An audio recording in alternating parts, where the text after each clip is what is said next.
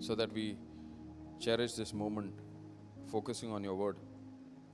That word that brings joy in our life, that word that brings joy and peace, freedom. Lord, we thank you that with the help of the Holy Spirit, as the word is being preached here, every word that is being preached, I receive it with understanding. Thank you, Holy Spirit, for helping me to understand every word that is being preached, so that this word, as it is preached with understanding, I will reflect on that word and use that word in my day-to-day practical life.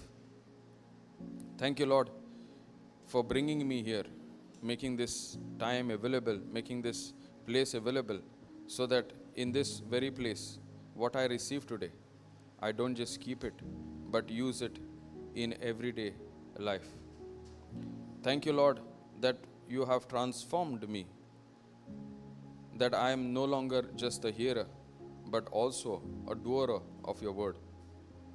Thank you, Lord, that you opened my spiritual eyes, that I am now able to see in the eyes of faith everything that you want me to see. Thank you, Lord, for opening my ears of faith, so that I'm just not hearing, but I'm hearing with understanding that is getting sunk in my heart. Thank you, Lord, that every unbelief is done away with as the truth is been received by your help. Thank you, Holy Spirit, that you are comforting me, you are helping me, you are assisting me, and in everything you are making it so very easy, this teaching, so very easy for me to understand. And all those bondages and doubts that I had, as this word is being preached, every word is going in that area, right in that root, and destroying those doubts, so that I may receive that truth with simple examples and understanding. Thank you, Lord. Thank you for taking full control of this place, full control of my mind, of my mouth, and everything that I have. Thank you, Lord, for your love and your mercy that endures forever and ever. Thank you for your goodness, Lord. Thank you for the grace and the faith that you have given to us unto salvation. Thank you, Lord, that you shed that blood for us, for me on that cross, and giving me a new heart, a heart that seeks you. Thank you. And we praise you. And we make this prayer in Jesus' mighty name. Amen. Praise the Lord. Hallelujah. Thank you, Jesus. Okay. Yesterday, last session, we were talking about what? No, the last session, yesterday. We'll come from there, we'll come today also. Yesterday, the last session. Grace, praise God. And there was a lot of emphasis on law as well, right? Now, the person who is under the law is under a curse. And the person who is under the grace is a blessing. It's very, very simple. So, something that I do with my works, and when there is no promise of God, is called dead works. Something that I do not on the basis of the word of God or the promise of God is something called dead works. Dead works simply means when I follow the law and try to get God to do something in my life. It's not going to work. When I try to do something based on the promise of God, that's the right works. But there is something or anything that I try to do with my efforts, not on the promise of God, it becomes dead works. It simply results into curse. That's all. It simply results into a curse. Okay. I always come with this, no? And I think that I will give you notes. But today I'll give you notes from the beginning so that I don't miss. Praise God. Okay, let's write down. Is that okay? Little notes, not.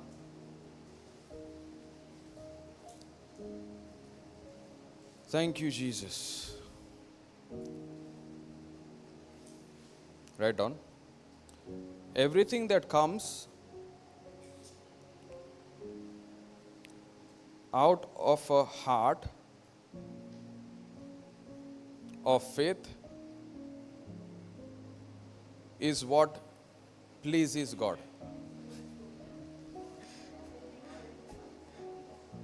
Praise God. Everything that comes, okay, I'll go slow. Everything that comes out of a heart of faith is what pleases God.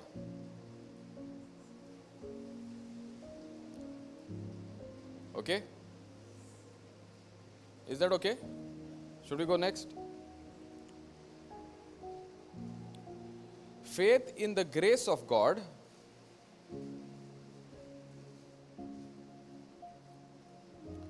faith in the grace of God will give birth to the works of faith. I'll repeat. Faith in the grace of God will give birth to the works of faith that will produce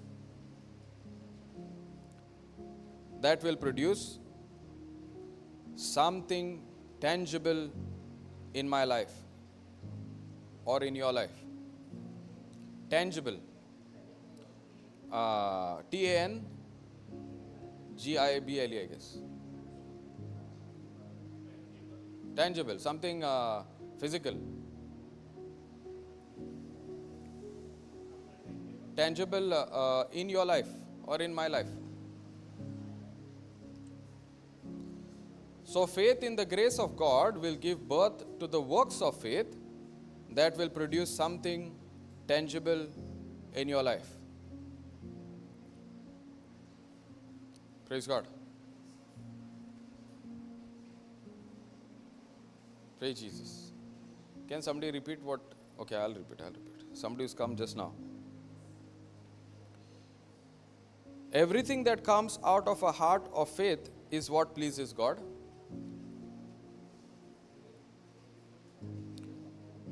Everything that comes out of a heart of faith is what pleases God.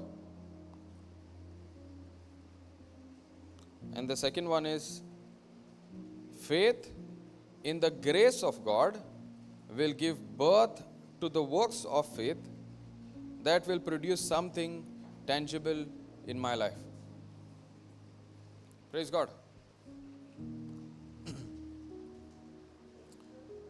Tangible in my life. Tangible means practical, physical.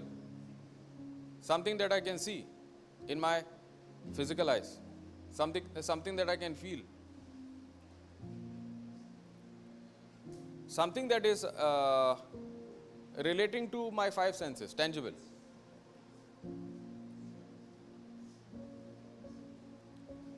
Praise God. Hallelujah. Thank you, Holy Spirit.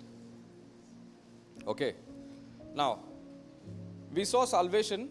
We saw what is that salvation? Salvation is total healing, deliverance, right? Prosperity, success. Just not in one area of my life, not just in my ministry work, but in other areas of my life. Because Jesus said, I have come to give you life in all abundance. It's not just one area, it's every area. In Proverbs, the word of God says, my word is health and healing to all your flesh, all our flesh. That means it's this salvation is for everyone who believes. The condition is to believe. And there is work involved, but that work has to be from the point of the promise of God. Praise God. The work has to be from the point of promise of God. Now, what is grace of God? Grace of God simply means The promise of God. Praise God. What is the definition of grace? God's willingness to use His power, His ability, His authority, everything of God.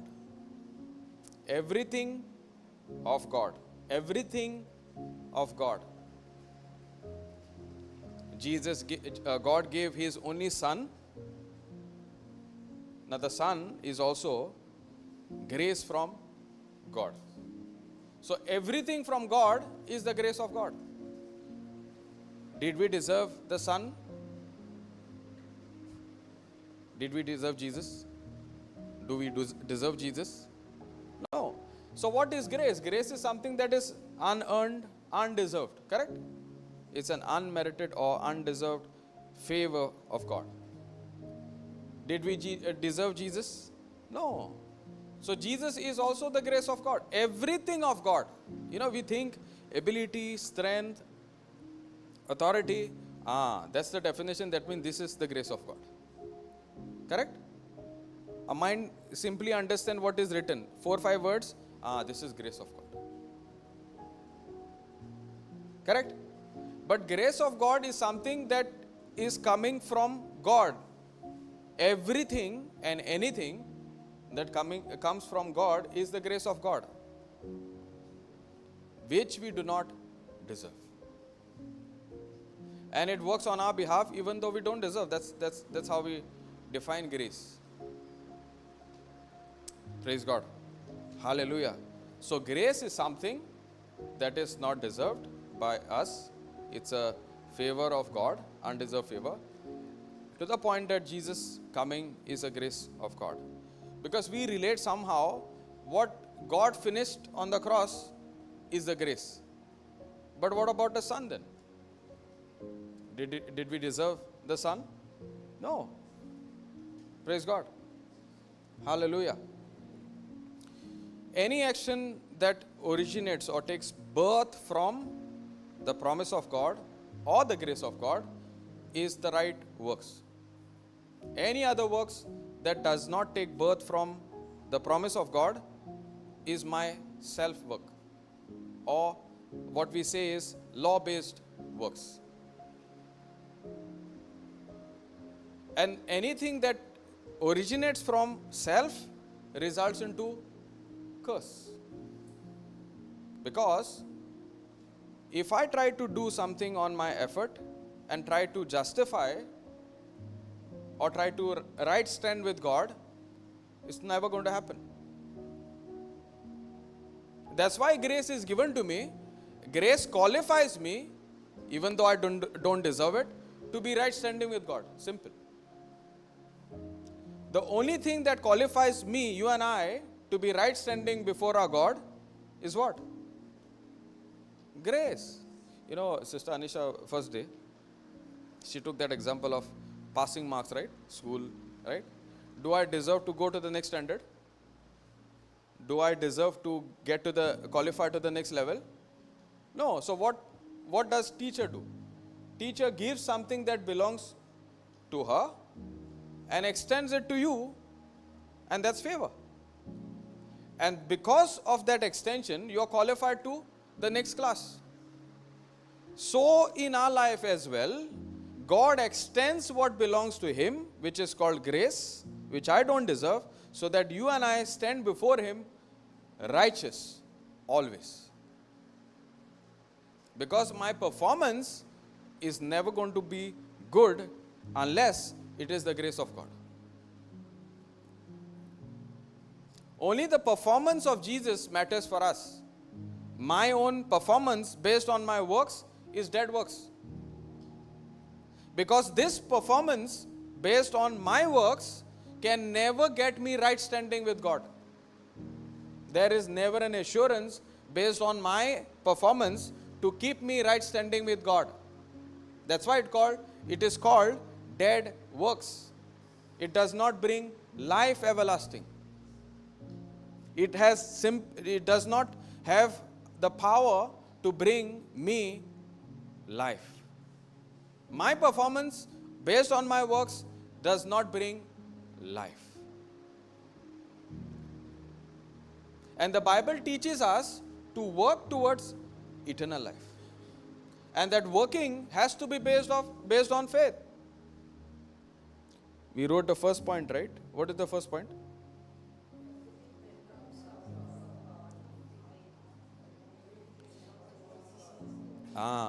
Praise God. We're going to relate these points again and again. We are going to repeat so that we understand better. Everything that comes out of a heart of faith.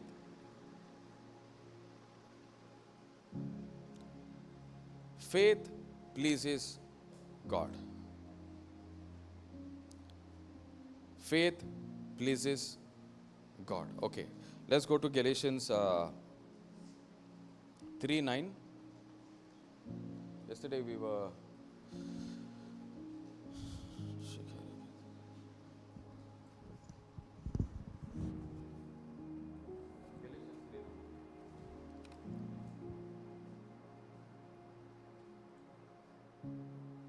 read this 9.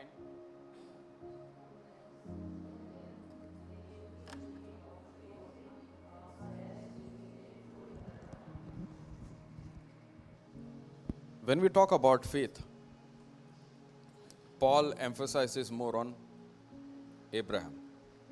Why Abraham? Because if you see, God, first time the promises of the covenant and the everlasting covenant had to do with Abraham. The promises that God gives first is to Abraham. Praise God. And God begins from Abraham, establishes a covenant and promises a better covenant. We will study that. And that covenant will last forever. Everlasting covenant. Praise God.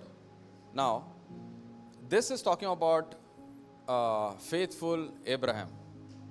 So then, they which be of faith are blessed with faithful Abraham. Now, this is not just for Abraham, this is for every one of us. Okay?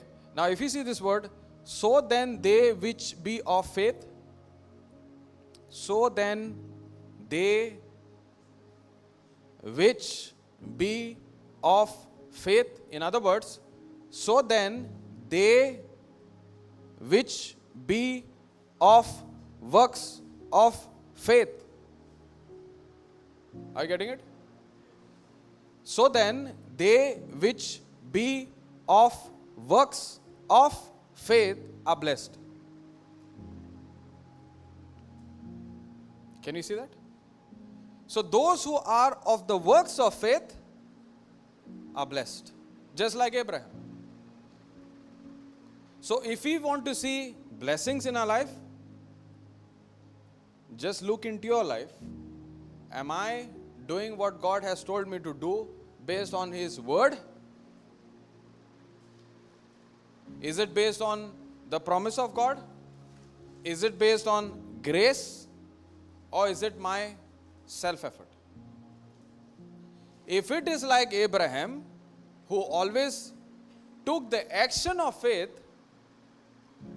based on the promise of God or based on the grace of God, then it will result into blessing.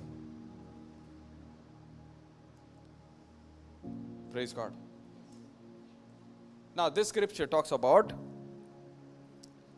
if my works is of faith, just like Abraham was blessed, it will result into a blessing.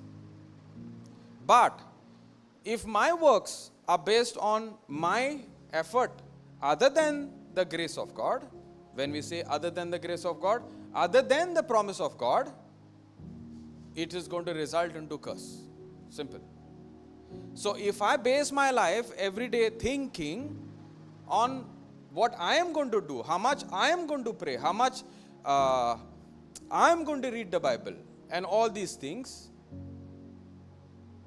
then it will result into curse. But if I am going to have a genuine relationship with God, and if I am going to depend my prayer life, I'm just taking an example of prayer life because somehow there is a confusion. Because many times you hear, brother, I did this, I prayed so many times, I spent so much time praying in tongues. You said no, praying in tongues is a grace gift. So I also spent, genuinely asked the Holy Spirit, I can't do this, but you are the one who is helping me. I did it for 2 days and I genuinely did it for like 10 hours, but nothing happened. You know the answer that personally gave me. Where is the problem? It's all about I did. That means the moment you say I, it's your performance. And when you do with your performance, you are walking under what? Law. And when you do anything under the law, is resulting to what? Curse. When you have curse, will there be peace? There will be frustration. You will get burnt out. Anything that you do with your self-effort is actually draining you. Anything that you do with your self-effort is draining you. You cannot do it without Jesus. You cannot do it without grace. Because grace multiplies. Peace multiplies. When you do it with your strength, you get drained out. And then you figure out, why is it not helping? It is simply not helping because you are under a curse. Can curse help us? Curse is dangerous. So if I do not shift my focus from self to grace, even though there's a new covenant, we will not be able to take hold of those things that God has promised us. Yes, health is there. Yes, total deliverance is there. Yes, success is there. Prosperity is there. They are all waiting. They are waiting for you to make that change, that decision.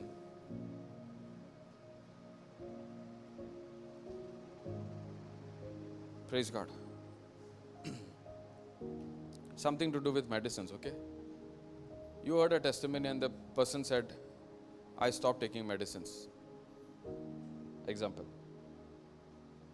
I shared a testimony on how God spoke to me when I was sharing my testimony in terms of finances. And God convicted in my heart to give.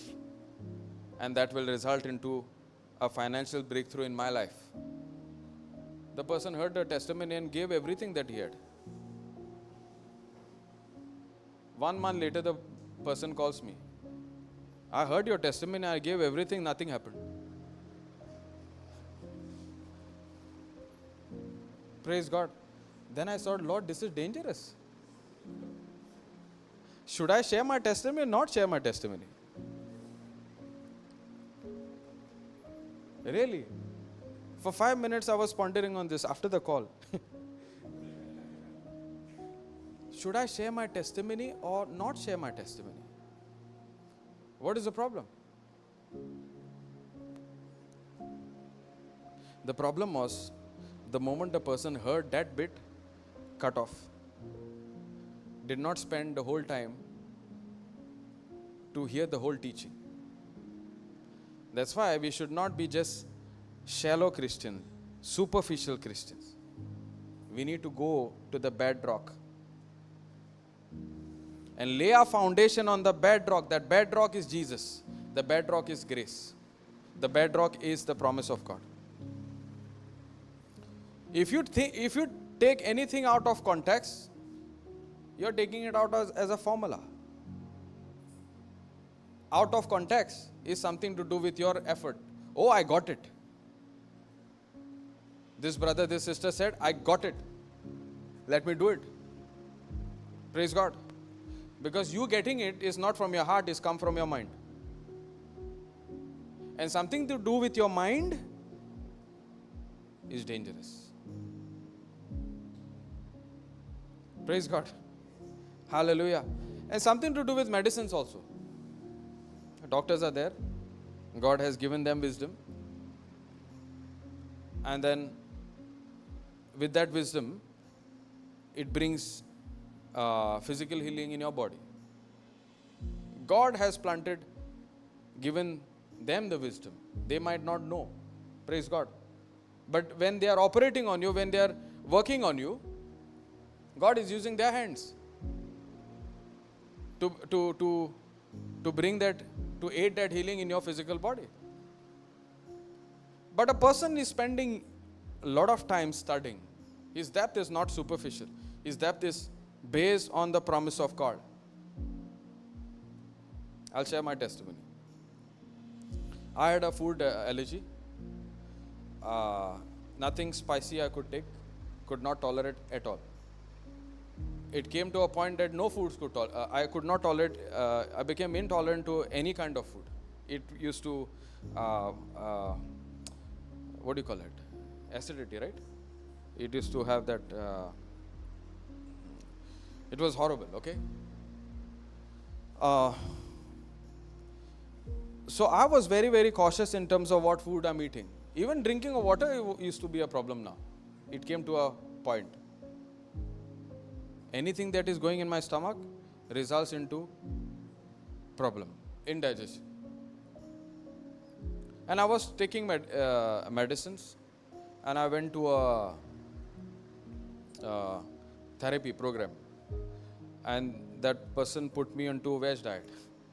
Salads. I was actually having salads for a period of about 20 days. And I love fish and I love all these things, but I could not see me eating that for a time. But it did help me, okay? It did help me with that diet, with that medicine. But along with that, I was feeding myself day and night on the promise of God. Every time I used to eat any kind of food, I used to take the scripture, God, you have blessed my food and you have blessed my water. And I used to take another scripture which says, everything God has created is good. So I used to say, you food, you are created by my God and you are good for me to eat. And I used to take another scripture which says, every food is good for me to eat. I think it's in Mark 7 or 14:7, something like that. Every food is good for me to eat. And I used to eat that. First day, second day, third day, I did not see anything happening positively in my digestive system. But after a week or so, I began to see a tangible change in my life. I began to see the food that I'm eating is slowly helping me. Simultaneously, this process, what doctor had given me is also working, okay? I'm taking medication. 2 months went by. Day and night the food, the scriptural food, the promise of God, the grace of God. And I'm studying on Mark 5 with the woman who had the issue of blood. I'm studying on Jairus, how Jesus raises Jairus' daughter, and how Jairus had to continue walking in faith, continue walking, looking unto Jesus, looking unto, doing what Jesus told him to do. Because at a point, the news coming to Jairus through somebody known to him, that do not disturb the master, your daughter is dead. You see all that in Mark 5, okay? And Jesus turning around to him and saying, do not be afraid, just believe. Just believe what?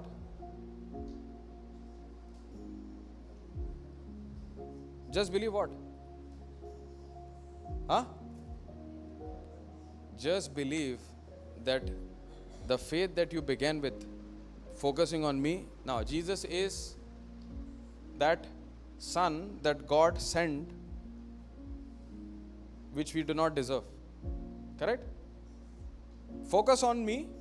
Focus on the faith that you began with, that I have the power to raise your daughter even if she dies. Praise God. So that focus, Jesus constantly gives us also. But how will that focus, how will that focus continue with us unless we shift our focus to something else? How will I continue considering what Jesus tells me unless I do not continue in studying the Word of God? Are you getting it? There is a need for me to continue looking at the promises of God. When I say promise of God, is the grace of God. When I say grace of God, Jesus himself. So you see, Jairus, to see the full manifestation in his life, had to continue with Jesus. And continue not just hearing, but doing as well. That means there is a work attached to it. And that work is just believing. That's why Jesus says, just believe. You only believe. And we who are under the new covenant, the New Testament, under this grace covenant, we just have to put our faith in the promises of God. Praise God. We think that Jesus is no longer here. Jesus is in us. The Word is in us. The Holy Spirit is in us. The whole resurrection power of God is in us. And it's going to be always with us. All I have to do is depend on Him. Learn to depend on Him. That's a huge difference. Learn to depend on Him. It's not going to happen in 1 day or 2 days or 3 days. It's going to take you to a point that you completely trust Him. This study and this your study, your private life with Jesus, studying the Word of God, confessing the Word of God, has to lead you to a point that you completely trust in that promise. There's a time, there's a seed, time, and then you see the harvest. There's a time to plant the seed, the promise. There's a time to continue going deep so that your journey with Christ is not superficial, is solid, based on the foundation called Jesus, the grace. And then you see the harvest. Praise God. God prepares us until you see a tangible, until you see that full manifestation. So when you confess the Word, when you study the Word, it's helping us. But that growth is growing in the unseen. It is in the unseen. It is in the spiritual realm. When you plant a seed, can you see the roots? Can you see the roots?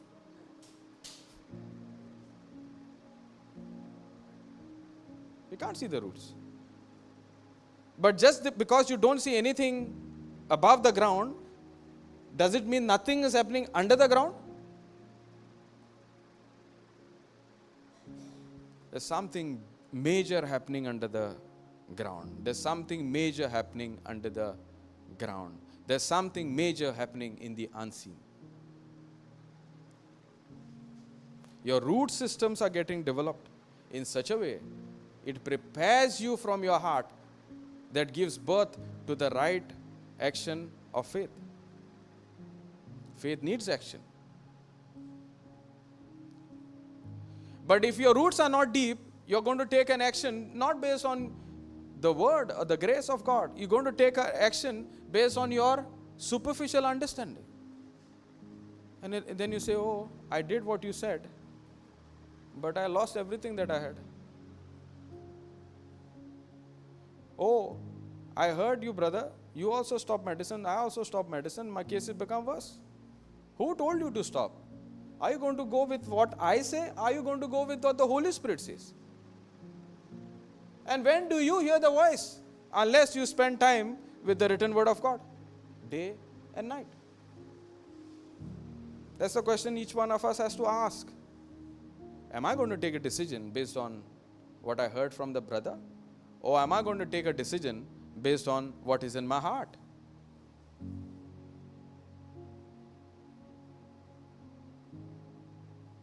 Because if I take a decision based on something that is not on the promise of God, you're going to land up into major trouble.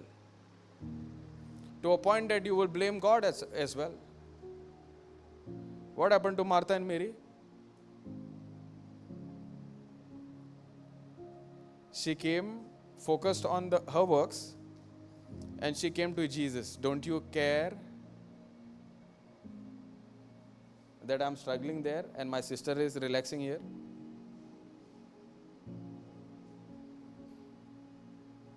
What happened to the elder brother?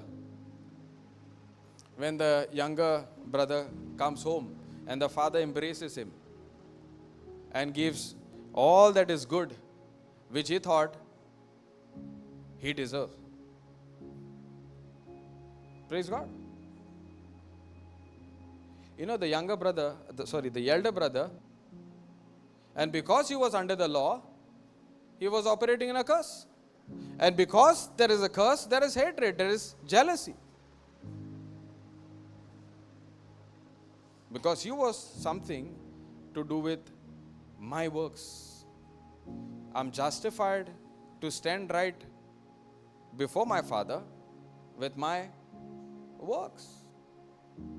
And here comes another brother who's finished everything, spoiled everything, and the father simply embraces him. Because the younger son understood, it is better I consider my father's love. And it is from that consideration, as he continued to consider, there comes a birth of an action of faith to come back to the Father. You know, repentance is, I was going in this direction, now I heard the love of God, I heard the message from God, and I move in this direction. That means as I'm hearing the love of God, I'm hearing the word of God, I'm hearing the gospel being preached in the right way, which is the truth, which is love, I simply make a decision. This God, no matter what I have done, still loves me. And because of that faithfulness, I simply decide to move to His love. And everything starts working tangible in my life from their point. Hallelujah. Thank you, Jesus. Praise you, Jesus. Thank you, Holy Spirit.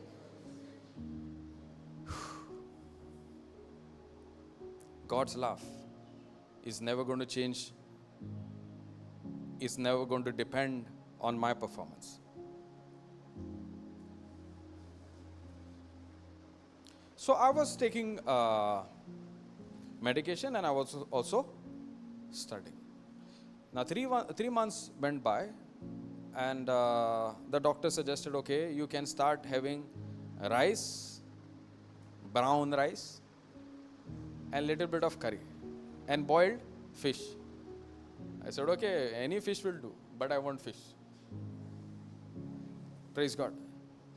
Because I was tired to have only grass.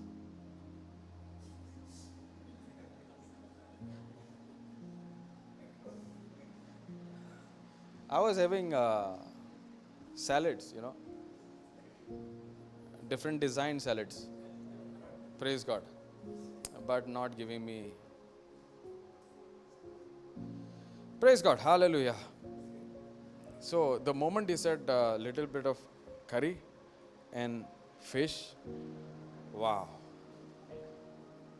Praise God. You have to follow instructions. You need to follow instructions. Bible is all about instructions. Bible is full of instructions. Just the way in the physical you follow instruction, you see results. You need to follow instructions, not out of a formula, but out of a relationship with Him.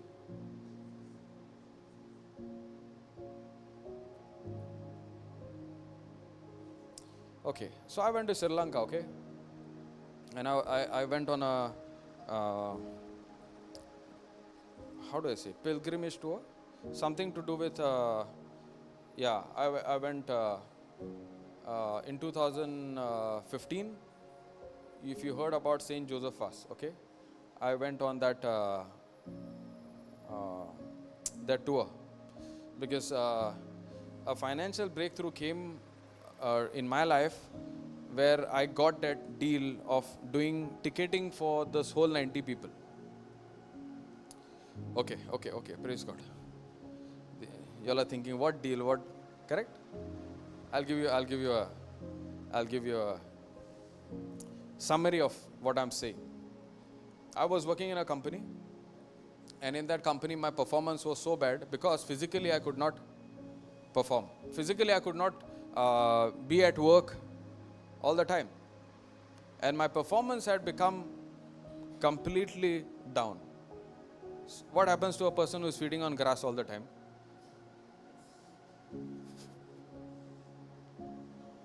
And a person who is not able to sleep also.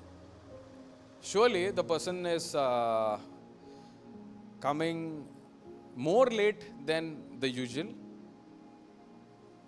not showing up in time or taking a lot of leaves.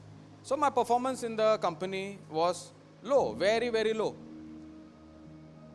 And I was having a good post in that company. So there was responsibility. There was huge responsibility. And company, for that matter, had to take a decision. The leader is not performing. So there should be some kind of replacement. So there should be a right guidance to the team. Yes or no? A sensible company will look at it. And that's exactly the management came with a hard decision to tell me, I think it's time for you to go or change your ways, because they thought I'm actually fooling them.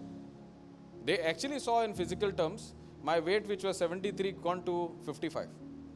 They could see. Physical. 73 kilos to 55 is a drastic change, right? I'm wearing 32, now it is 30. Waist. Shirt, I've become like a hanger. It's like you put on a hanger, right? It's like that. Just a hanger walking. Tangible, they could see. But yet, because of the grace of God, I became also active. I started playing football, even in that time, while I was feeding on grass. But they thought I'm fooling them. Because night what is happening, they don't understand. I'm going through sleepless nights and all these things, right? But as I'm studying, things began to change. This I'm talking about, I got ill somewhere in July. I got encounter with the Lord somewhere in October. And I'm talking about November. They gave me a target. Worth something around 5 lakhs. 5 lakhs was my target. And I was always been in the company doing back office work. Nothing to do face with clients, okay, and convincing you to give business. I was not, if you understand, I was not a sales-oriented person. So don't tell me you need to go, I need to go to you and then I need to sell a package and you will give business to us. I am not, that's not my forte, that's not my comfort zone. That's not my, in technical terms, it's not my KRA. It's not my job role. It's not my position in the company. It was always back office. It was it was actually servicing to a client and making sure what is promised by my salesperson is given to you. Okay, I don't have to get business. I need to manage business. I need to operate or service a business. And I tried in my tenure in that company to get business. I could not bring in business, not even 10,000. And now the target is given 5 lakhs. I tried, I could manage maybe 10,000 in 1 year. And now I'm given a target. I'm in November. you need to have 5 lakhs until 31st of March. Very interesting, no? First, my health is in a problem. Now, finance also is in target. Because if I lose my job, then what happens to my finances? Blessing, right? So I was disturbed, but then it is the promise of God that helped me. He became poor, and through his poverty, I'm become rich.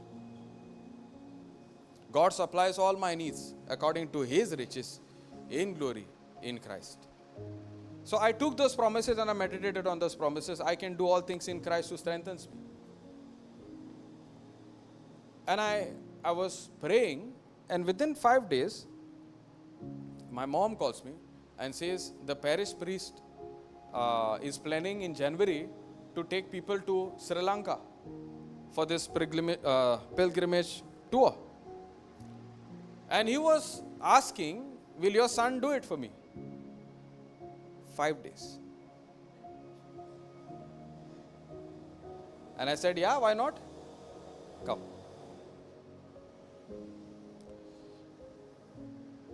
Now, I wanted to actually during that time, want to spend most of my time in studying the word, listening to the word, because I was born again, right? You know what happens to a born again person? What is a sign of a born again person?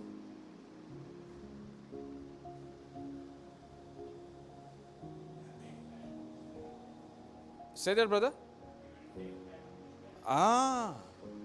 You know what happens to a newborn baby? I had my breakfast and then I will wait for lunch. Newborn baby will wait for lunch time, 4 hours, 5 hours. Correct? The baby will be craving for milk, mother's milk, right? And not just 4 hours, 5 hours. Sometimes every mothers would know. How often? 2 hours. Praise God. Same thing happens to those who are born again. You begin to have a craving for spiritual milk from the Father. And if you do not have this craving for the spiritual milk, I'm sorry, you're not born again.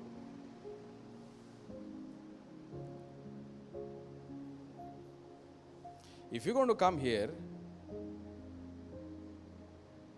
and not have craving for the spiritual milk, if you're going to come here for attendance and not have craving for the spiritual milk, if you come here and sit here taking notes and not go back and study on those notes, there's something big problem.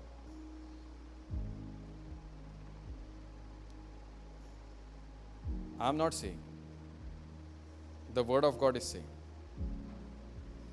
Somebody who is born again will be craving for that spiritual milk. Just like a baby is craving for every 2 hours, and if the baby does not cry, baby simply laughs. Correct? And the mother is saying, what?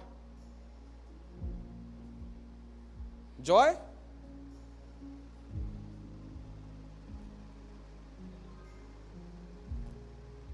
But our Father is always willing to feed us. But we should show that hunger and thirst.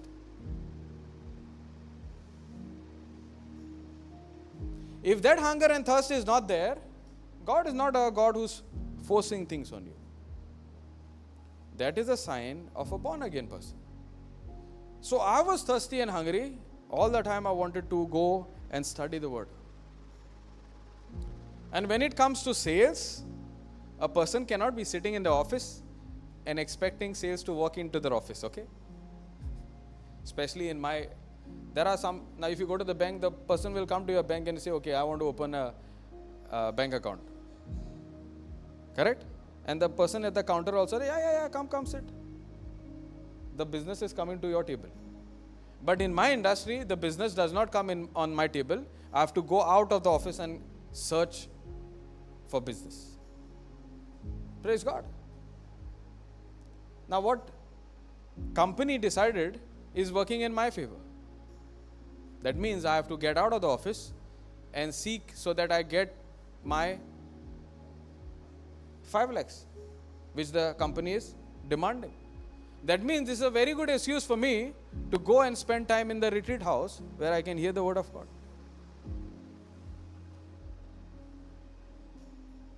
And there was 3 o'clock afternoon to 5 o'clock, 2 hours of preaching of the gospel, praise and worship and all these things in Goa. So at 2 o'clock, I make a deal with my boss. 2 o'clock every day, I will leave the office and I will go meet this person, this person, this person. I gave a fake list. Praise God.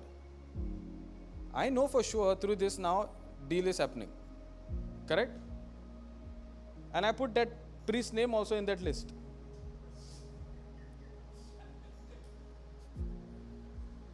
So 2 o'clock I'm leaving from the office. I'm going to the retreat center. Till 5 o'clock I'm there.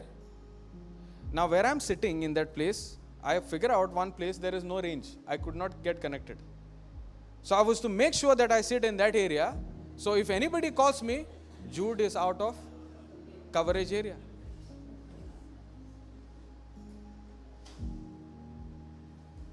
And if I see anybody sitting before me in that area, I would bring a chair and put it here. So that I remain out of coverage area. I don't want disturbance. Praise God. Because when you're in a meeting and you sneak out and you get a call, where's your attention now? What could be the call for? Correct? Now when you don't have a call only, there's no problem, right? So my focus remains on the word. And it's to not bother really. Then 5 o'clock I go straight to the church, go meet the priest and study what how many people and all these things. My problem is getting solved. So next day in the morning I put a report. Met so and so. This is the... And he's called me today as well. So for straight 10 days I'm doing that. But in that 10 days, God is also solving my problem. That promise of God day by day is seeping deep in my heart. The root system is begun. So I finally, somewhere in the first week of December, 90 people details were given and the deal was confirmed. But the condition was I have to travel. Yeah, and I'll have to travel any which ways. Praise God. So I said, okay. My management gave me permission and I went for the tour. Now, during the tour, now did you understand what I was saying? How we landed in Sri Lanka and how God, okay, by the way, the target was 5 lakhs, the billing came to 23 lakhs.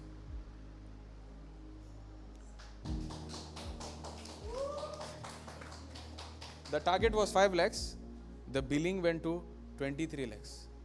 Now the whole management is shocked. Praise God. How is this thin fellow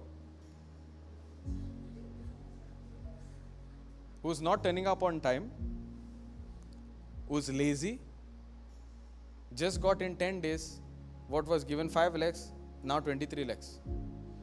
That time profit did not matter to me. Nobody spoke to me about profits. And ticketing, the profits is always less. Let me give you a secret also.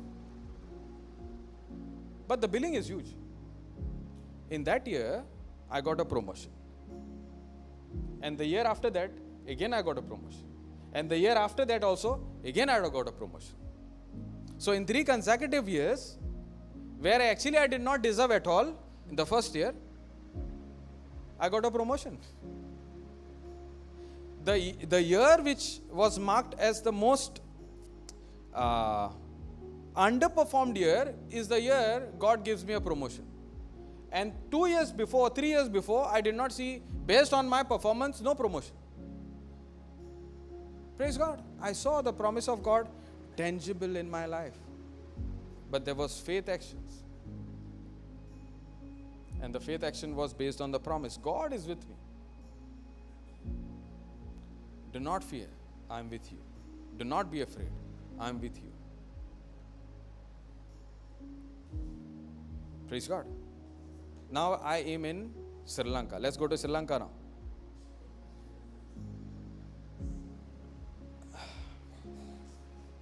So I was having boiled stuff, okay, and I went to a place in Sri Lanka. There was non-veg, and they gave us in tiffins. And in that area, it's a remote area. There is no shops. Even if I want to buy biscuits or something, there's no possibility. And the packet is given to me, and the food is talking to me loud and clear. Not enjoy. If you're going to eat me, what has stopped will start again. Things talk to you, right? Food is also talking to me. But I had to speak to the food now with what is in my heart. What is in my heart by now? Every food is good for me to eat. What is in my heart right now? All food is good for me to eat. The water that I drink is blessed. The food that I eat is blessed. And I looked at the same food and I started eating. Faith needs this kind of action which takes birth from a heart that is filled with the promise of God. And I saw a result for the first time. After 4 months, this non-veg agreed with it. And I was set free. Praise God. Hallelujah. Thank you, Jesus. Even now, every time that I eat, and if the food is talking to me, I take that promise. So that the salvation that I received, I learned to take hold of it every single moment. There's one thing to be healed, and there's another thing to keep your healing.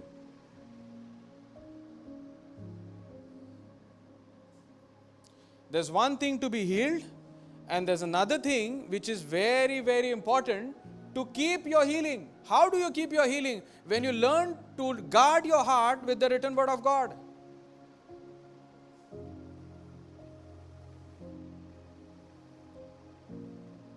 Praise God.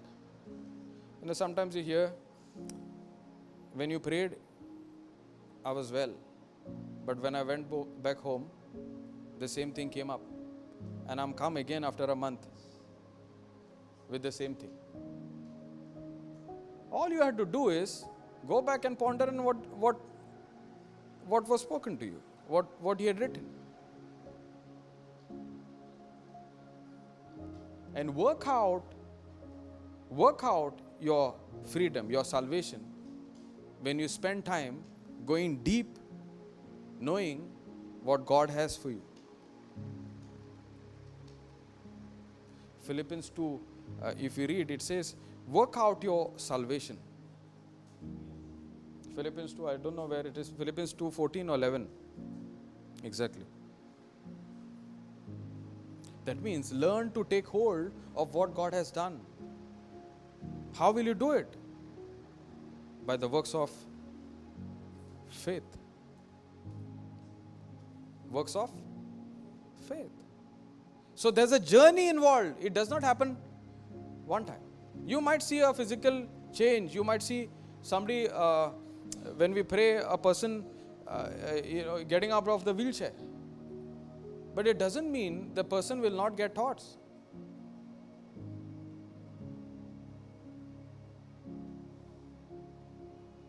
Thoughts will not stop. I'm talking about the ungodly thoughts that leads into ungodly life. These will not stop till you are here on this planet Earth. The only solution to captivate the thoughts and bring them all in the obedience to the knowledge of Christ is by keeping your mind renewed daily to the Word of God.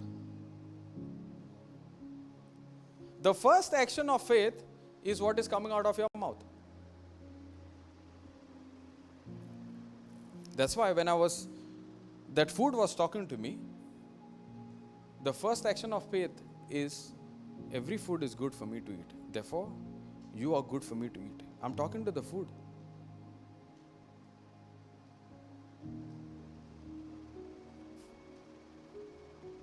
Where is this coming from?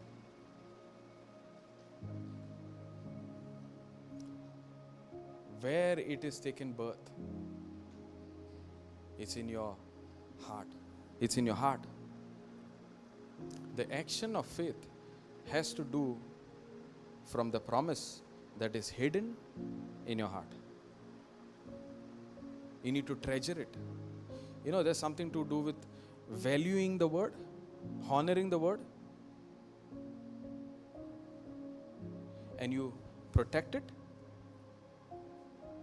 When you guard it, when do you guard it? When do you protect it? Because you know to value the treasure.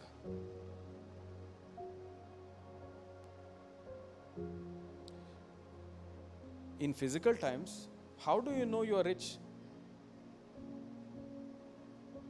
In physical terms, how do you know you are rich or wealthy? Bank balance, assets that you have, gold that you have kept somewhere under the... Correct? Don't tell me where, okay? But why do you keep it? Because you value it. You don't just keep it, okay, you call your family members, on your dining table you have different dishes that you prepared, and also you keep gold around. Like a, what do you call that? Garnish, right? Salad you garnish, right? You keep gold around. Listen, I have prepared nice food and don't keep an eye on the gold. Will you say that? Or will you keep that gold far from your relatives, somewhere hidden? I don't know whether it's in the kitchen also, but somewhere hidden. Praise God. Why do you do it? Because you want to guard, because you want to protect, because you understand the value of that. In the same way, if you keep your heart filled with the greatest treasure, which is called the grace of God, in your heart, and you will be able to do it when you understand the value of the word. It's all about the relationship, Just the way you have a relationship with your gold, you have a relationship with what do you guard and protect? What do you guard and protect? Something that you have a relationship with, right? And you keep it secret. In the same way, when do you guard and protect the word of God? When you understand the value and you know this is something that will help me. Praise God. That's how it is. And God honors us more than anybody else.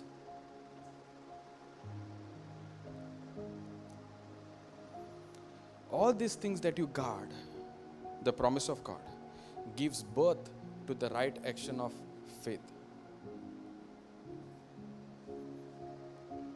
If you know you have good bank balance, you'll be confident in doing something or buying, right? And if you don't have anything, will you be confident?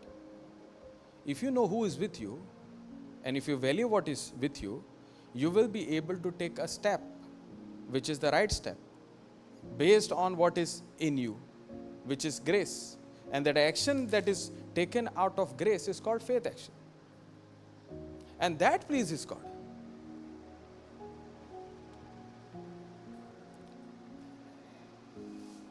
So Christian life is all about basing my life, basing the actions on the promises of God. Because self is resulting into curse. Jesus results into blessing. When I see Jesus' grace, promise of God, results into blessing. That's why you see, I heard your testimony and I gave everything, and all that I had is lost. I heard your testimony, you also stopped medicine, I also stopped medicine, my case became worse. Praise God. You cannot go for a car when you don't have enough money, right? How can you take an action of faith when you don't have enough faith in your heart?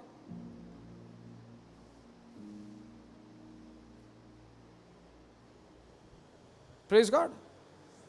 Your confidence to go in that action has to originate or has to take birth from what is in your heart. What's in your treasure? Heart is treasure box. To a point when it comes to forgiveness, to a point when it comes to giving, why do you give? Morning I heard, give and it shall be given. When do you give? Giving is an action, right? So when do you give? Correct. When I have, I give. I have 200 rupees. And somebody is asking, give me 500 rupees. Can you give? I can give you what I have, right? Giving is understanding that I have more than enough. That's why I give. And God does not need your money. God does not need anything of you. God only needs your heart. Because if He sees faith in your heart, if He sees His stuff in His heart, He can take what is His and give it to you in return in multiplication. God does not need us. We need God.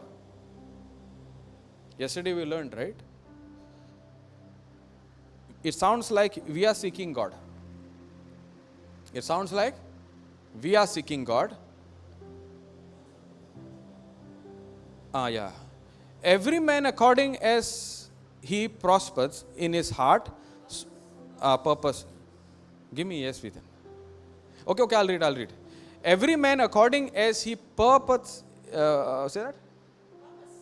Purpose in his heart, so let him give, not grudgingly or of necessity, for God loves a cheerful giver. God loves a cheerful giver. When that heart becomes a cheerful heart to give,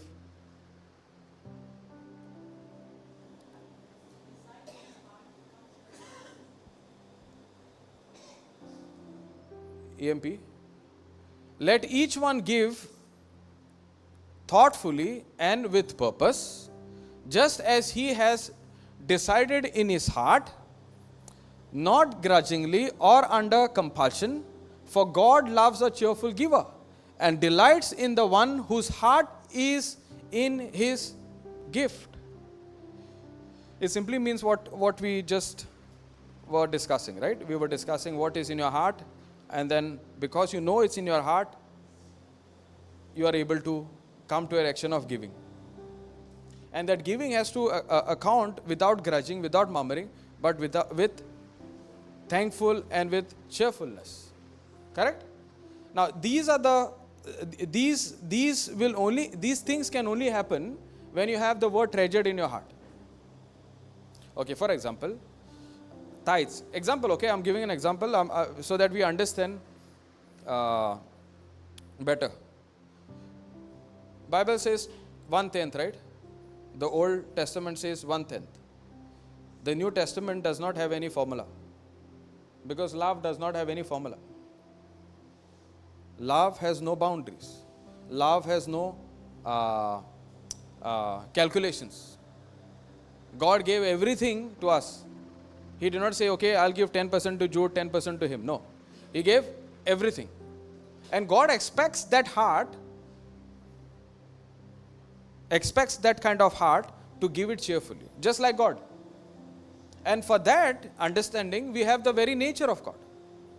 We have a new heart that is of God Himself, who once we renew our mind, when you keep my mind focused on God's nature, the identity, I can come to the point that I'm no longer bound to calculate and then give. Praise God. That calculation is law. And what happens to the law-minded person? Curse. So if you have 1 lakh and then you calculate 10,000 as 10% and you give, that's law.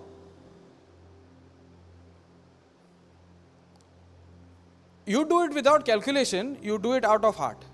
You do it calculation, you are doing it with mind. That's self. Self-effort makes you take the calculator and calculate. Correct? But faith effort is what? I give it cheerfully.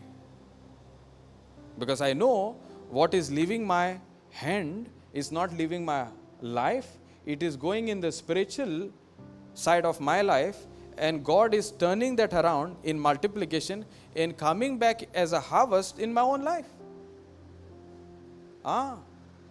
If I have this understanding, if this is the birthplace where the action is happening, 100% you'll see results. Now whether I put 1,000 rupees, 10,000 rupees, 20,000 rupees, doesn't matter. I do it cheerfully. I do it cheerfully. The moment you have a calculator in your hand, your mind is at work, your self is at work. But your calculation is not of this world, your calculation is of heaven. When you give, it is given unto you, good measure, pressed down, shaken together, running over, men shall bring unto your bosom. Give unto your bosom. So God is going to use man only to bring back what has left your physical hand, which is gone into the spiritual realm, and God, now see, anything that I do it out of faith is blessed. Blessing is good, right? So that blessing, what is blessing? Blessing is actually God's empowerment to multiply. God's empowerment to be fruitful is blessing. So now that action of faith is a blessing, it has to come back in multiplication in your life. Good. In a good way. Praise God. Okay. Praise God.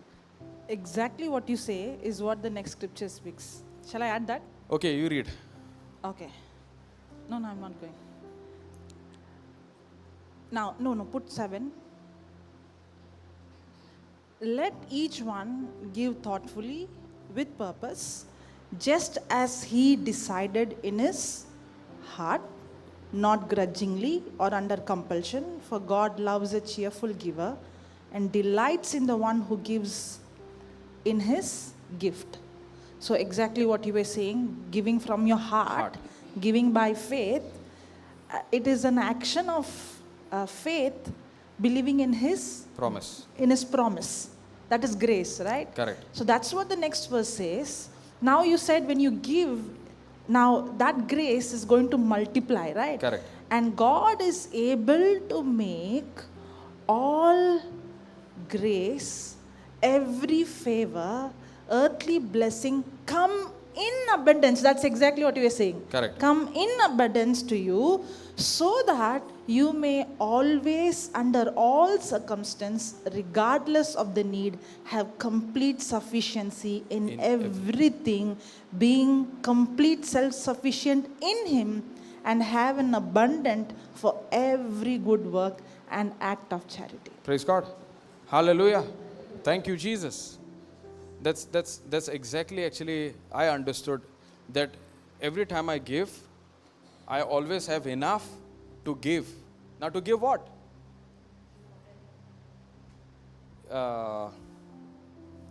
Give me a KJV of this 8.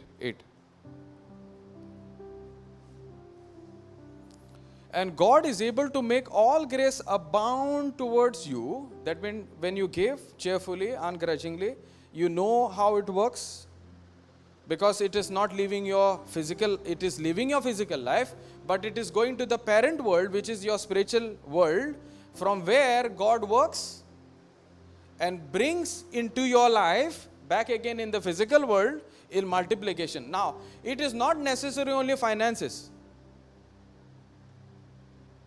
God knows best. Correct? It might come in your health. It might come in your relationships. Not necessary in finances. God is a... we can't limit God to one aspect. He knows what is best. Praise God. He knows what is best. I'll give you an example of this one also. What I'm trying to share. Okay. Abound towards you, that you always having all sufficiency in all things may abound to every good work. Now that every good work is for the kingdom prospect. Every good work is faith work, is also means kingdom, for the kingdom. Because what happens when you see the harvest and you don't have the wisdom of God to manage that harvest? You can misuse it, right? Yes or no? You have never seen 10 CR in your life. Suddenly God blesses you with 10 CR. And you don't have the skills and the wisdom of God to manage that 10 CR. What will happen to you? You will misuse it. Correct? What God blessed you with, it can be misused to the point that it can become a curse in your life.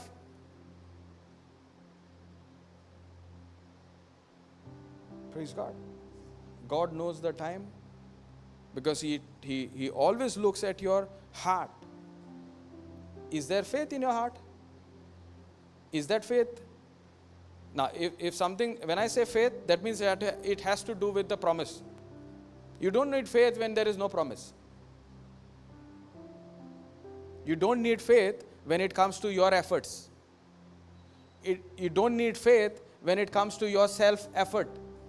You need faith when it has to be grace, when it has to be the promise of God. Praise God.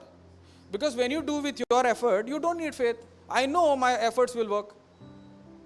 But you need faith because you know the efforts of Jesus has to work in your life. Are you understanding? There is a time for you where you need faith of the Son of God. And there's a time where you don't need the faith of the Son of God. You can have your mind faith. Your intelligence. I depend on my ability and I know this will work based on my ability. I've done it in my past. But the Word of God says your past experience, keep it aside.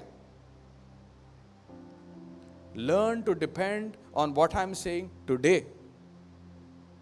And God wants that kind of heart which is available for Him, available to Him, obedient to the point of learning to not consider your old experience.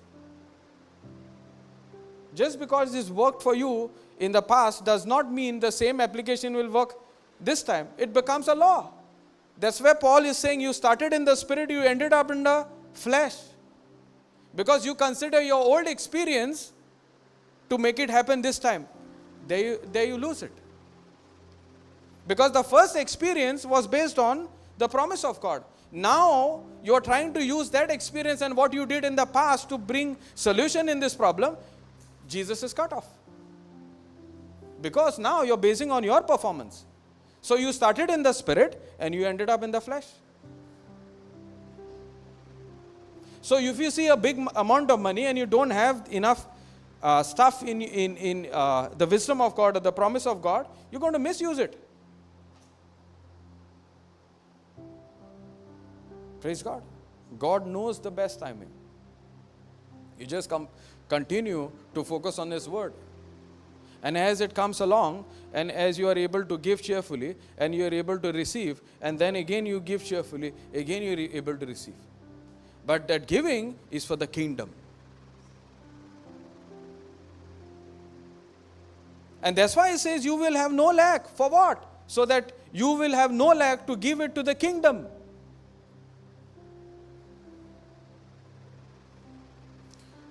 If your mind is not renewed to this kind of understanding, you're going to misuse it.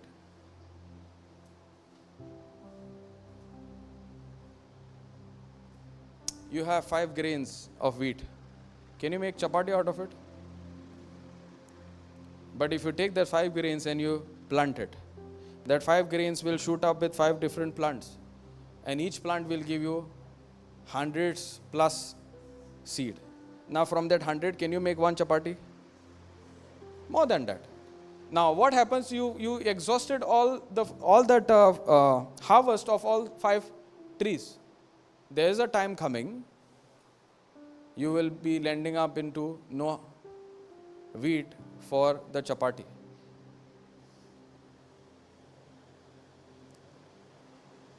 So when you see the harvest, you should be in more cheerfulness and using, depending on the promise of God, so that you keep seeing that harvest again and again. Praise God. But what happens to our human mind? We start in spirit, end up in flesh. That flesh is your works. I know what to do with this money. I will do it my way. Let me take a loan and start a big business. The 10 CR was given to you to depend on God's wisdom, not on your wisdom. I'm just taking a formula, okay? And I like to think big, because my God is big. Praise God. Hallelujah. Okay. I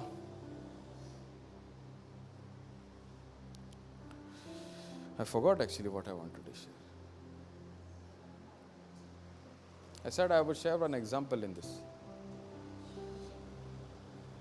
Okay, anyway. Praise God. Hallelujah. Thank you, Jesus. Sri Lanka. Okay. Yeah. The Sri Lanka, we were still in Sri Lanka? Okay. We came back from Sri Lanka. I saw a tangible manifestation of the Word of God. I was completely healed from there. Praise God.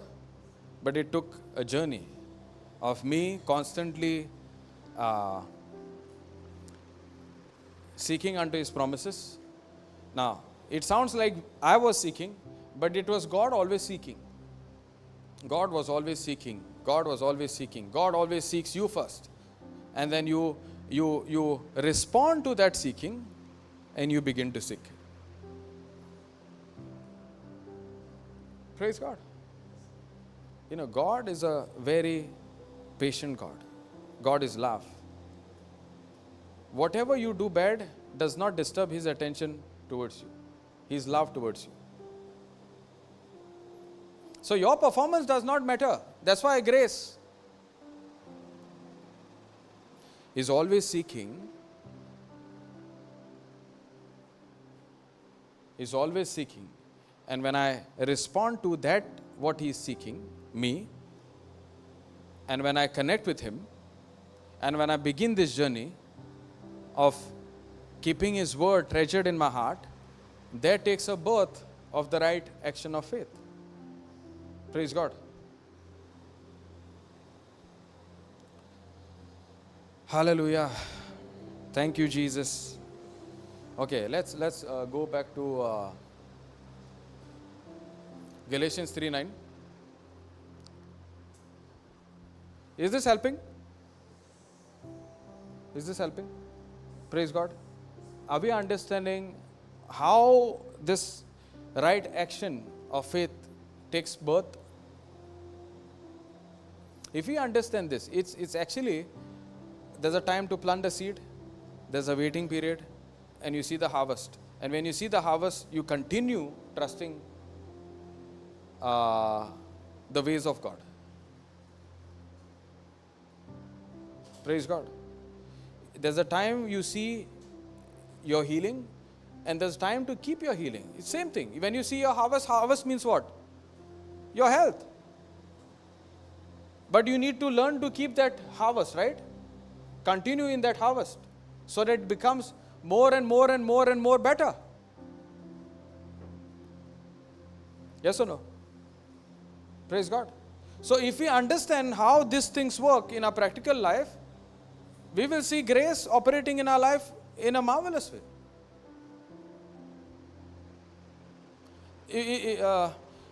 Grace becomes more practical. Grace becomes more real. You know, grace living is a higher level of living. If we understand to live this kind of life, we're going to be living an amazing life that God wants us to live. Not just in one area, every aspect of our life. So if we understand how this promise of God affects in taking the right steps, right action, because faith needs action. Faith without action is dead. That's why when there is faith, there needs a action. But if there is no faith, if it's yourself, that action will be into a curse.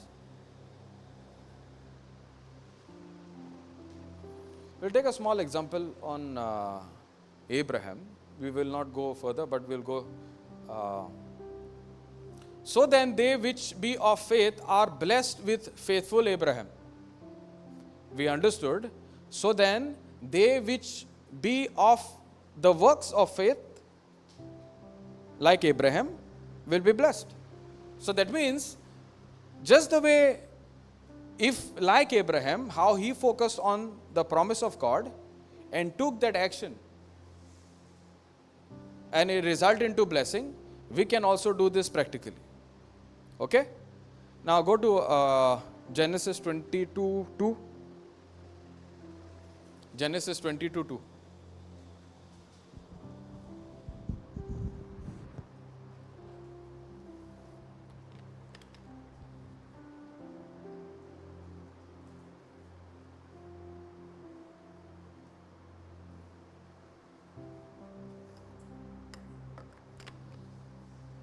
Read that.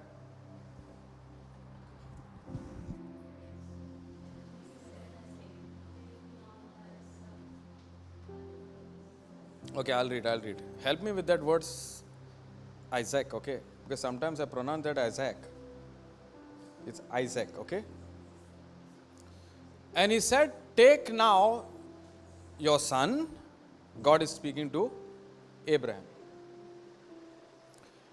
And he said, take now your son, your only son, Isaac, whom you love, and get you into the land of Moriah, and offer him there for a burnt offering upon one of the mountains which I will tell you of. Isaac. Correct, no? Isaac. Praise God. Isaac. Praise God. Take your son Isaac and do what? Offer him as a burnt sacrifice. How long Abraham had to work for this son? How many years? 9900, right? And now God is saying, what I gave you, offer it as a burnt sacrifice. What should go in the mind of Abraham?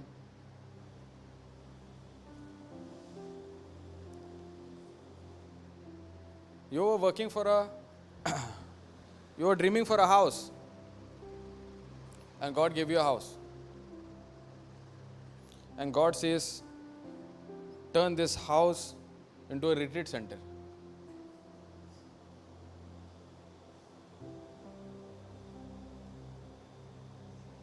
Turn this house into a retreat center.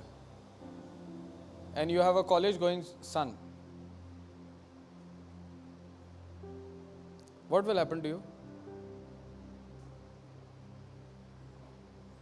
Okay, leave that aside. We'll come back to this retreat house later. And he said, take now your son, your only son, Isaac, whom you love. You know what Abraham is saying? Are you out of your... Did he say that? Can't you remember? Do you have a memory problem? You gave this son after 100 years? And don't you know, don't you remember what you had done through Sarah? You healed her womb? You forgot all these things? Did Abraham say that? What is Abraham doing? First thing he does not tell his wife.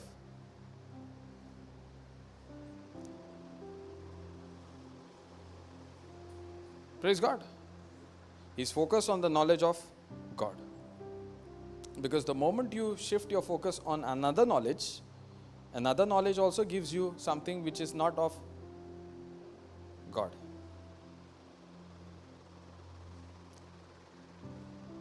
Now he prepares according to what God had told him to do. He prepares a donkey, and you see later on he takes a saddle and all those things, and then he prepares. He takes 2 people. I don't know whether it's 2, but there were men with him. So all of them go. And Abraham takes what we look at in physical eyes, that this son, Isaac, is about to be sacrificed. Praise God. Abraham was obedient, right? But what gave Abraham that kind of action to take? The promise of God. Praise God, you all understood. What gave birth for that kind of action in Abraham's life? Read the second point.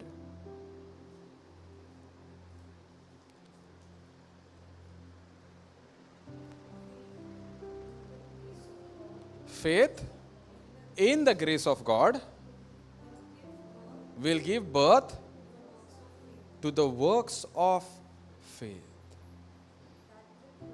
That will produce something tangible in your life. You know where was Abraham's focus? Abraham's focus was always on the promise of God or the grace of God. And what was the promise? It's simple. Go to Genesis 17:19.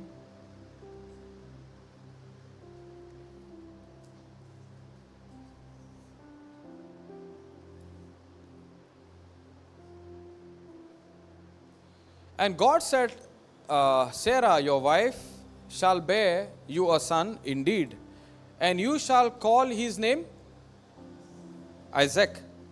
And I will establish my covenant with him for an everlasting covenant, and with his seed after him. You know, God gives him a promise. And the promise, he says, I will establish a covenant, and I will establish an everlasting covenant after with his seed after him.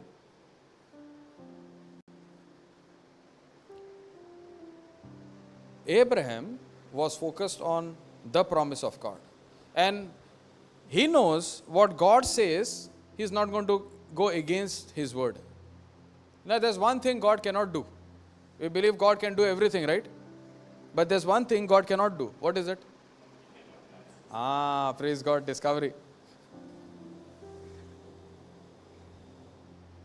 We studied this. Praise God. And the answer is in the heart. You know, if the answer is not in your heart, it feels like you want to say the same answer that you heard to those who could not say that word. It's like, brother, it was coming out, but I know it's the same answer, but it was coming out. You know why it did not come out? It's not in your heart. If something that is not coming out of your mouth is not in your heart. Because the Bible says what is in your heart will be out of your mouth. The abundance of your heart will show up in your mouth or tongue. So something that is not taken birth or it's not gone deep in your heart, if you have not spent time studying, it will not just come. You may say, brother, it was just coming. It was just coming. But it was just coming. I just wanted to do the same thing I wanted to say. My friend, it's not in your heart. Maybe it is in your truth. Praise God. But it's not in your heart. Simple. Study, it will be in your heart. You can study the Bible keeping on the altar your problems. It will never be in your heart. Learn to keep promise of God in your heart as well as on the altar. We all have wish list, right? This I want from God, and therefore I study this. Correct? Brother, give me a scripture for this. Give me a scripture for that. Give me a scripture for that. 1 month later, brother, I learned. I learned. Praise God. Okay, now confess what you learned. Forgot. Because you focus on the wish list. But the confession has to shift your focus from the wish list to what God wishes you. Your confession should shift your focus from your problem to the will of God. And have a relationship with the promises of God. That's where you see the tangible, the right action that results into tangible manifestation. Praise God. This is sure. It is a sure, because the relationship with God guarantees these kind of results. Jesus came on this planet Earth to establish this kind of relationship, where we establish ourselves on the bedrock called the grace of God. Praise God. You see, Abraham, his relationship with God was amazing, intimate. He considered the relationship with God in such a way that he does not want to consult anybody else. Because he went straight, when God spoke to him, he considered to focus on what God spoke to him before that. And you see Abraham taking the action of faith based on the promise of God. That promise. And you shall call his name Isaac, and I will establish my covenant with him for an everlasting covenant, and with his seed after him. I said Isaac, right? Praise God.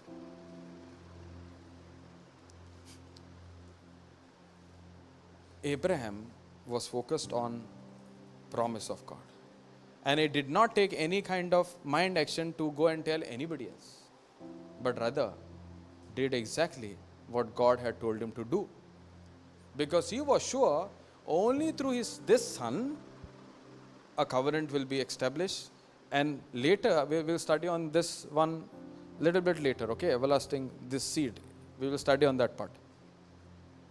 But Abraham was sure this is not what God really wants to do. He's not going to let this son, it is something else.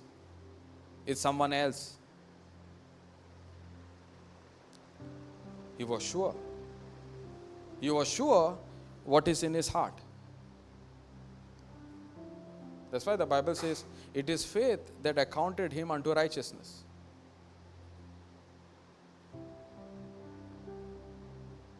He was not focused on his experience, or he's not focused on anything else. He's focused on the promise of God. And he's taking that action of faith. The right kind of action. The works of faith that results into blessing. And when he reaches to that point, and he tells those people to stand, we will go and worship the Lord.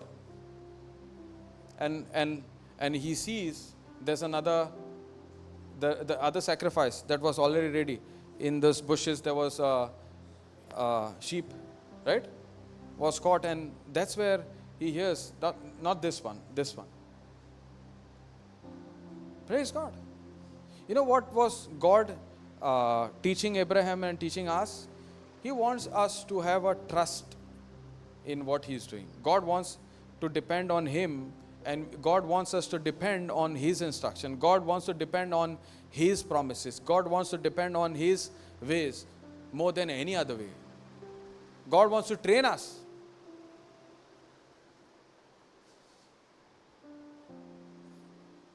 Every day.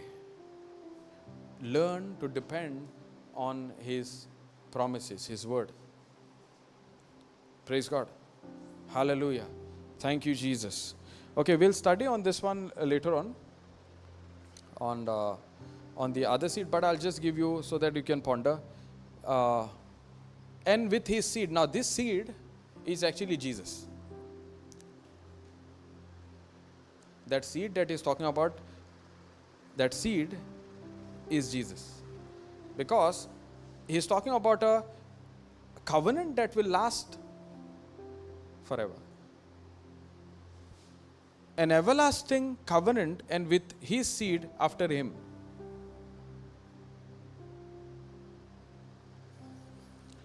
Hallelujah. Actually, when we go to Galatians 3, then we go further. We will study on that. We will take in the next class.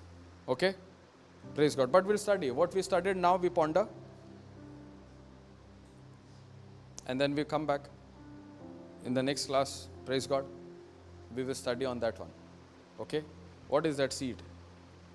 Because the seed is through, that seed had to be Jesus, through whom He would keep the law, fulfill the law, and His obedience will result into blessing.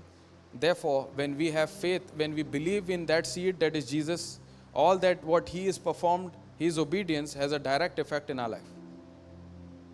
And that's the everlasting covenant where you have the Holy Spirit. And we understand His love, His ways, His performance, Jesus' ways, Jesus' performance. And that seed, when I believe in that seed, what God promised Abraham, that seed, when I believe in that seed, Jesus, what God promised Abraham, I begin to inherit what God promised Abraham. His blessings become mine. We confessed that in that white book, no? Abraham's blessings are mine. It's from the point where we begin to believe in that seed, that is Jesus, who fulfills the law, because nobody had the power to keep the law. Only Jesus, the seed, had the power to keep the law, and He fulfills the law. The moment I believe in that seed, that is Jesus, we become legal heirs of what God promised Abraham. Abraham's blessings become mine. Praise God. But we'll study this. I'll just give you a summary. Praise God. Hallelujah. Thank you, Jesus. Okay, any questions on this one?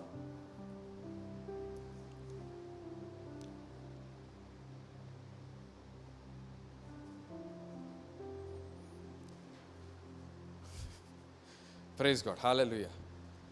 Okay, let's do a small Thanksgiving prayer when we... Is that okay? Okay, so thank you, Jesus. Thank you, Holy Spirit. Lord, we thank you and we praise you for helping us to understand your word, how we can take the right action of faith. Thank you, Lord, that you are helping us to keep your word treasured in our heart. And as we treasure that word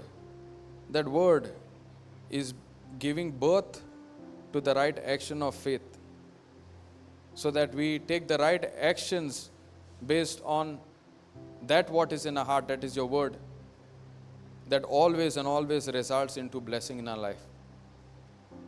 Thank you, Lord, that you have blessed us with every spiritual blessing. Thank you, Lord, that you are helping us to understand this secret as we practice it, as we keep this promise hidden in our heart. And as we keep this promise hidden in our heart, more and more birth of the right action is taking place. We thank you, Jesus. We praise you. And we give you all glory. And we make this prayer in Jesus' mighty name. Amen. Praise the Lord.